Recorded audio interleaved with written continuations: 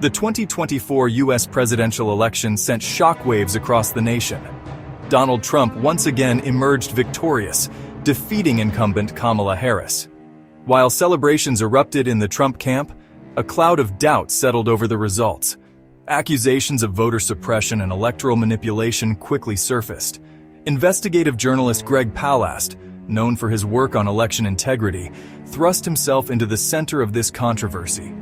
His explosive article, "Trump Lost, Voter Suppression Won," sent ripples through the political landscape. Palast's claims, if true, paint a disturbing picture of American democracy under threat. He alleges a calculated effort to disenfranchise voters, particularly those from minority communities. Palast's central claim is stark. Donald Trump did not win the 2024 election, voter suppression did. He points to a systematic effort to prevent millions of Americans from casting their ballots. Palast backs his claims with staggering numbers. He alleges that 4.7 million voters were purged from voter rolls nationwide. These purges, he argues, disproportionately targeted minority communities. Palast claims that 2.1 million mail-in ballots were disqualified. He argues that these disqualifications were another tool used to invalidate votes. Palast's investigation, if accurate, paints a bleak picture of widespread voter suppression. While Palast's claims are alarming, a closer look at his methodology reveals significant flaws. Critics argue that he relies on outdated data and exaggerates statistics. One glaring issue is Palast's use of a 2008 MIT study to support his claims about mail-in ballot rejection rates. The study found a 2.9% rejection rate for mail-in ballots. However, this data is outdated. Since 2008, there have been significant improvements in mail-in voting systems. In the 2020 election, the rejection rate for mail-in ballots was a mere 0.8%. By relying on outdated data, Palast creates a misleading impression of the prevalence of mail-in ballot rejections in 2024. While racial disparities in voter rejection rates persist, the gap has narrowed considerably in recent years. A 2020 University of Florida study found that Black and Hispanic voters were about twice as likely to have their ballots rejected compared to white voters. While this disparity is still concerning, it is a far cry from the 900% figure cited by Palast. By relying on outdated and exaggerated statistics, Palast undermines the credibility of his own argument.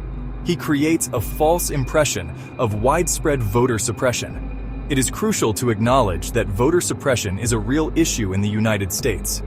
However, it is equally important to base our understanding on accurate and up-to-date information. To effectively combat voter suppression, we need a clear-eyed view of the problem, grounded in solid evidence and current data.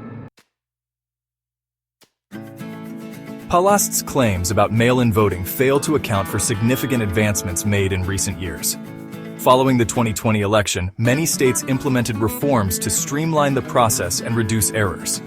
These reforms included measures such as prepaid postage for mail-in ballots, expanded access to drop boxes, and more lenient deadlines for ballot receipt. These changes have had a tangible impact on the efficiency and security of mail-in voting. Rejection rates have plummeted, and instances of fraud remain exceedingly rare. Numerous studies have debunked the notion that mail-in voting is inherently susceptible to fraud. By clinging to outdated data, Palast ignores the reality of a vastly improved mail-in voting system. While there is always room for improvement, the progress made in recent years should be acknowledged and celebrated.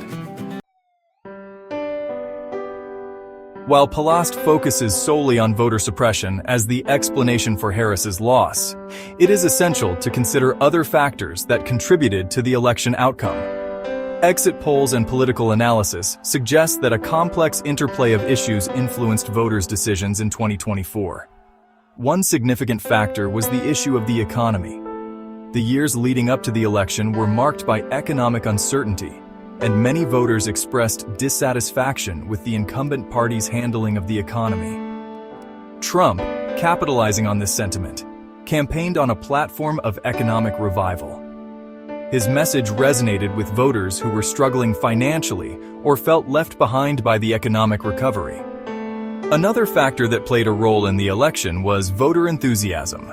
While Trump enjoyed a highly energized base of support, enthusiasm for Harris appeared to wane in the months leading up to the election. This disparity in enthusiasm likely translated into differences in voter turnout. To reduce the 2024 election to a simple case of voter suppression is to ignore the multifaceted reality of American politics.